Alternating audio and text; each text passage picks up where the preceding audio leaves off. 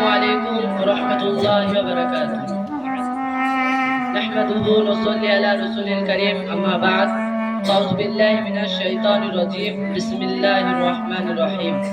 حافظوا على الصلوات والصلاة الوسطى وقوموا لله قانتين. صدق الله العظيم. আলহামদুলিল্লাহ সমস্ত প্রশংসা সে মহান রব্বুল আলামিনের জন্য, যিনি মরিয়ান গরিয়ান সর্বশক্তিমান, যিনি আপনার আমার রব, তিনার প্রতি লাখ কোটি সালামের দ্বারা বর্ষিত হোক। সকলে বলে আলহামদুলিল্লাহ। তারপরে পরে যে নবীর অশেষ মেহনত আজ আমরা এই দিনকে পেয়েছি, তিনার প্রতি লাখ কোটি সালামের দ্বারা বর্ষিত হোক। সকলে বলে আল্লাহু আমিন।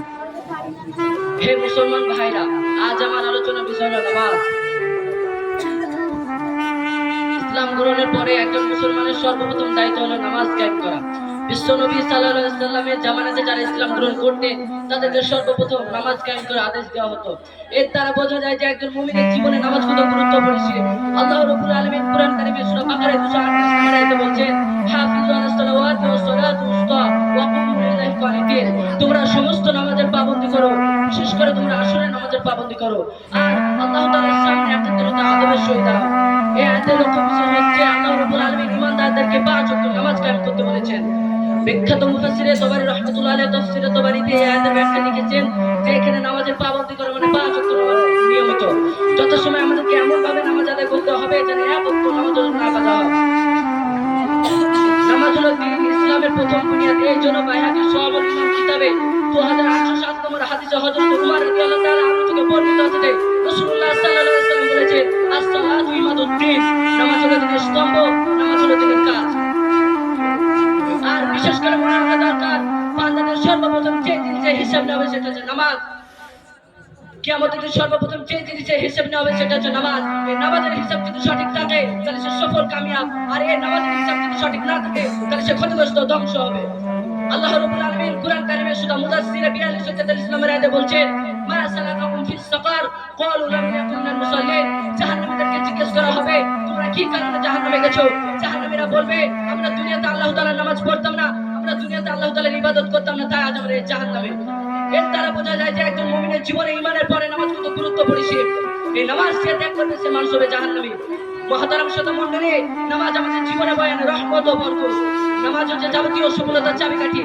এই জন্য মর্যাদা তিনি 5 বার আজানের মধ্যে বলে থাকে, হাইয়া আলাল ফালাহ, এসো তোমরা সফলতার দিকে, এসো তোমরা কামিয়াবির দিকে। আল্লাহ রাব্বুল আলামিন ঈমানদারদের সফলতার 6টি কারণ উল্লেখ করেছেন। তার মধ্যে থেকে প্রথম কারণ হলো নামাজ কায়েম করা।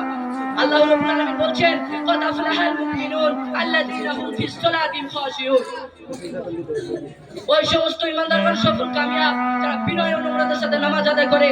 আর নামাজের প্রতি ঈমানদারদের জন্য আল্লাহ রাব্বুল আলামিন জান্নাতের সর্বোচ্চ মাকাম ঘোষণা করে বলছেন, উলাইকা হুমুল ওয়ারিসুন আল্লাযীনা ইয়ারিসুনাল ফিরদাউস হুম ফিহা খালিদুন।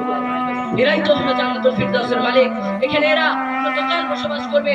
দোয়া করি আল্লাহ রাব্বুল আলামিন আমাদের সকলকে জান্নাতুল ফিরদাউস হাসিল করার তৌফিক দান করুক। সকলে বলি আল্লাহুম্মা আমিন।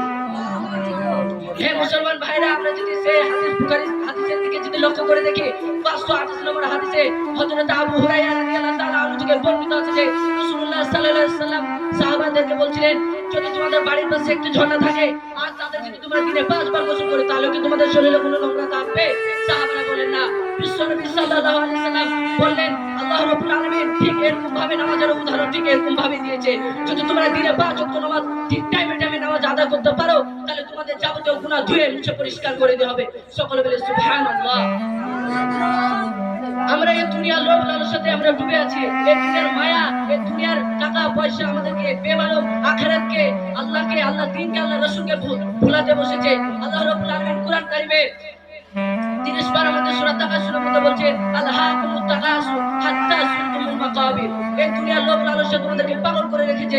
যতদিন না পর্যন্ত তোমরা এই কবরে ঢুকবে, ততদিন পর্যন্ত তোমরা এই দুনিয়ার লোভ লালসা বলতে পারবে না। ইয়াউমাল কিয়ামা, কিয়ামতের দিন কি তুমি ভুলে গেছো?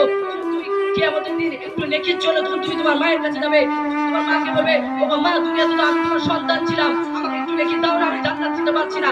তোমার মা বলবে, দুনিয়াতে আমার কোনো সন্তানই ছিল না। তারপরে যখন তুমি তোমার বাবার কাছে যাবে, তুমি তোমার বাবাকে বলবে, ওগো বাবা, আমি তো দুনিয়াতে তোমার ছেলে ছিলাম, আমাকে একটু নেকি দাও না, আমি জান্নাত যেতে পারছি না। তখন তোমার বাবা বলবে, দুনিয়াতে আমার কোনো ছেলেই ছিল না।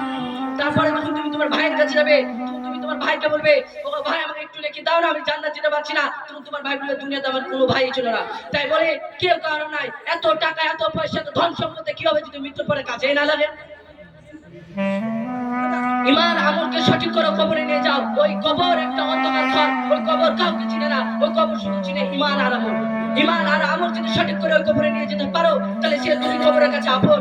আর যদি ইমান আমল যদি সঠিক করে না নিয়ে যেতে পারো কবরের কাছে পর। ইমান আমল যদি সঠিক করে নিয়ে যেতে পারো তাহলে ওই কবর মাটির বিছানাটাকে জান্নাতের টুকরা করে দেবে। আর যদি না নিয়ে যেতে পারো ওই কবর মাটির বিছানাটাকে জাহান্নামের টুকরা করে দেবে। তাই বলে কেউ কারণ নাই, নিজের ইমান আমলকে সঠিক করো। তোমার কত গুনাহ হয়েছে তুমি ভাবো, তুমি গুনাহগুলো নোট করো, তুমি কতটুকু ভালো আমল করেছো কতটুকু খারাপ আমল করেছো। তিনি তো রহমান, তিনি তো রহিম, তিনি তো মালিক, তিনি তো খালিক, তিনি না জাব্বার, তিনি না সাত্তার, তিনি রহমান।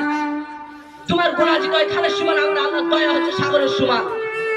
তিনি তো দয়ার সাগর, তিনি তো মায়ার সাগর। কয়টুকু ভালো কাজ করেছো কয়টুকু খারাপ কাজ করেছো নিজে একবার নিজে হিসাব নিয়ে দেখো না। এ বলে আমার বক্তব্য ব্যক্তি হচ্ছে আলহামদুলিল্লাহ।